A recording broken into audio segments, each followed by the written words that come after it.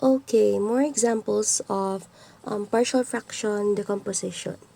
So we have here 7x squared minus x plus 10 over x cubed plus 2x. So as discussed previously, ang aton nga focusan would be the denominator, diba? So it looks like the denominator has the factors nga x times x squared plus 2. So ang isulat ko de would be over x plus over x squared plus 2. Pero ano ang numerator? So, since x lang man siya, wala na sang exponent, I'll just write a. Meanwhile, observe it's x squared plus 2. May squared ka na, di ba? So, ang himuon ta, we'll write down bx plus c. Okay. Now, we have established ang aton nga i-multiplyan. So, let me just erase this part. And then, multiply kita by the denominator or by the factors. Pwede man. X squared plus 2. We know that the other side will just be 7x squared minus x plus 10 equals a. So, cancel out si x sa mabilin, x squared plus 2 plus bx plus c.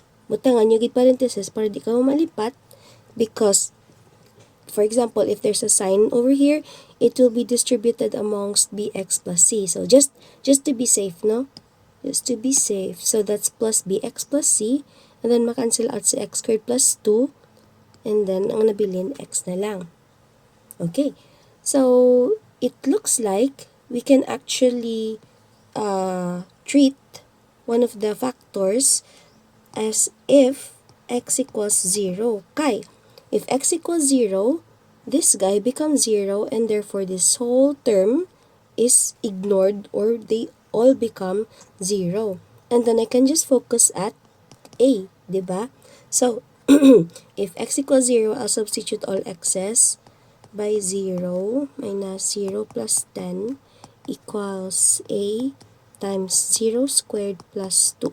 Simplifying further, 10 equals 2a divided by 2 on both sides. So, a is equal to 5. Okay, a is equal to 5. Reason ko ni. Now, ari ang problema. What exactly should be the number that we would put here para mahimo ni 0? Now, if I think of square root of 2, but square root of 2, if i-square ko siya, positive siya. Any negative number will become positive if i-square siya, di ba? So, do wala kita option. Si 0, nga usually mo na nga ito nga do scapegoat, na mo na ito lusot, nagamit na siya. So, what are we going to do? So, let's process it like this. Let me move this up here para may space ko. Okay. So, what I will do is this. I already know what a is, right? So, I'll put that into the equation. So, let's just write 7x squared minus x plus 10 equals, sino guys si a? It's 5, diba? So, it's equal to 5 times x squared plus 2 plus bx plus c times x. And then, I will distribute 7x squared minus x plus 10 equals 5x squared plus 10 plus bx squared plus cx. So, hopefully nakita nyo, naging-distribute siya pasulod. That's how I got 5x squared plus 10. And I distributed x here pasulod. That's how I got bx squared plus cx. And then, I will rearrange or combine like terms. So, I can combine 7 and 5 together. Si b, since this is an unknown coefficient, just leave it b, okay? So, if I transpose 5 to the other side of the equation, it becomes 2x squared.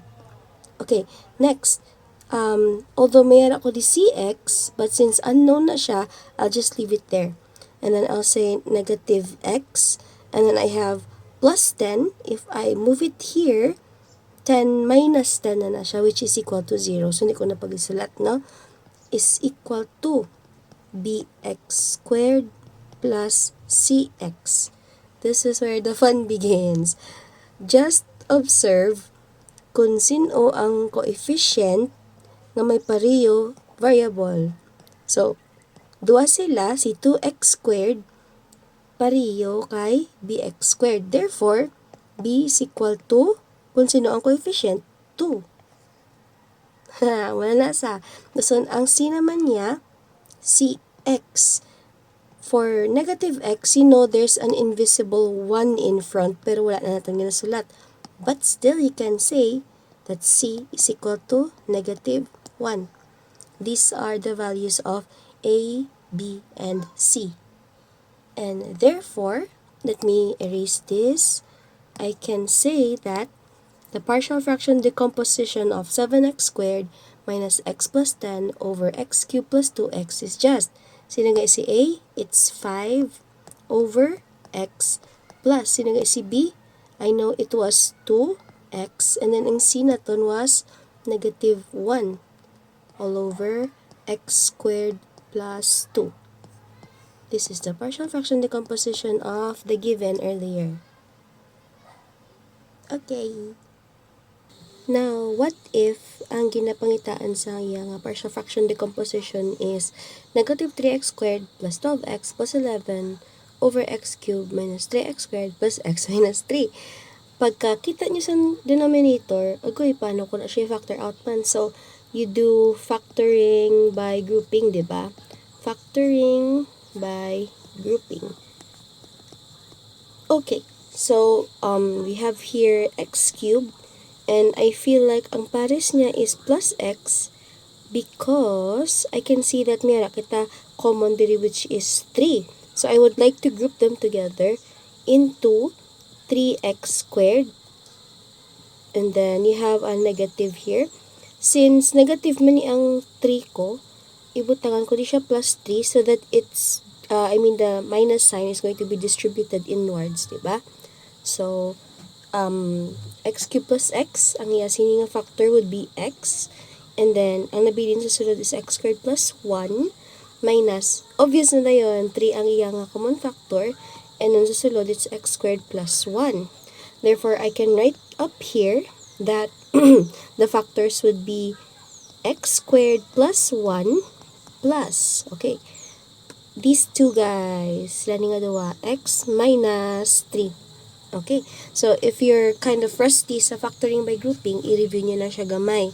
Now, I can see that x squared plus 1 ang denominator here, so I'm going to write ax plus b because my exponent, diba, amo na siyang ginimot as some previous example. Meanwhile, I have only x minus 3, so I'll just write c. Now, let me just get rid of this. Okay. I will do Heaviside's cover-up theorem to look for C. To look for C lang danay, ha? I'm going to write it here, plus 12x plus 11 all over x squared plus 1, x minus 3, ax plus b, x squared plus 1. Okay, so Heaviside's cover-up method, ang himuon ko because if x is equal to 3, diba, ma-zero out ni siya. Okay? So, with Heaviside's cover-up method, I'll just cover this up, and then c is going to be equal to negative 3 times 3 squared plus 12 times 3 plus 11 all over 3 squared plus 1. Equal to negative 27 plus 36 plus 11 over 10. 36 plus 11 is 47 minus 27, that's 20 over 10. So, C is equal to 2. Okay, now I have 2, and then at this point, i-multiply ko ang bilog nga expression by the factors. X squared plus 1 times x minus 3. Okay, change color lang ko. Equal to, bali cancelled out ang denominator sang negative 3x squared plus 12x plus 11 equals ax plus b parenthesis, if x squared plus 1 is cancelled out, ang nabili na lang is x minus 3. Okay.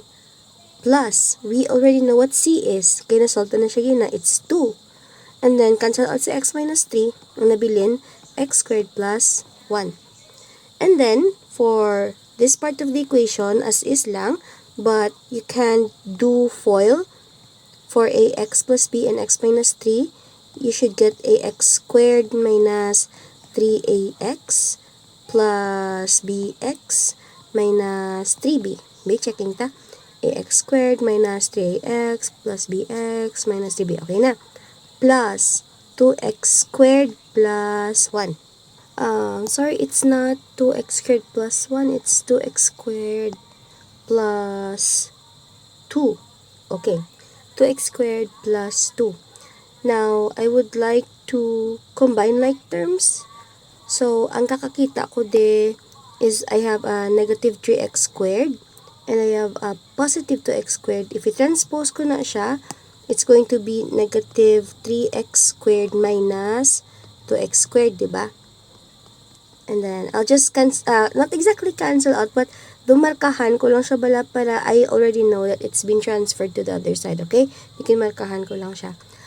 With regards to 12x, wala siya sang upod from the other side, so as is lang. Meanwhile, for 11, I can see nga miyara kita dire plus 2. So, that will be plus 11 and then minus 2 kung transpose mo siya. Let me just erase this. And then, ax squared, with regards sa x naman niya, I can see may negative 3a kita plus b, and both of them are associated with x minus 3b. Simplifying further, this is negative 5x squared plus 12x plus 11 minus 2 is 9 equals ax squared plus negative 3a plus b times x minus 3b. Okay. Whatever the equivalent coefficient on the other side will be the value of a equals negative 5. So, this one, para kay x, medyo laba siya. And I want to use that for checking later. Kay miyara man lang kita diri sa negative 3b. So, that's going to be 9 equals negative 3b. Ma-divide kita sa negative 3. So, medyo tricky ni siya. Kay, kung paminsanan mo, wala na disang variable, diba? So, negative 3b is already the constant. So, you have to equate them. 9 equals negative 3b, divide sa negative 3, and I can see that b is equal to negative 3. Okay, let me just erase this one. For checking, change color. For checking, supposedly, 12, i-equate na siya sa negative 3a plus b, and we should get 12. Let's see, be. Negative 3 times negative 5 plus negative 3. Negative 3 times negative 5 is a positive 15 minus 3 is indeed equal to 12. Wow, tsakto siya. So, therefore, our values for A, B, and C are all correct. Okay, we can now go back up here sa babaw and say that 3x squared plus negative 3x squared plus 12x plus 11 all over x cubed minus 3x squared plus x minus 3 is just equal to, sino nga si A, negative 5x. Sino nga si B, negative 3. All over, denominator nila nga x squared plus 1. Plus, sino si C? It's 2 over x minus 3. So, this is a very good final answer already. But, if you are kind of, irritated, pero no na siya may minus 5x minus 3 man. So, you can write everything as 2 over x minus 3, and then I will write outside, or I will tawag siya naman, separate ko si negative pagwa, so that I have 5x plus 3 all over x squared plus 1. So, this is another good final answer. Yay.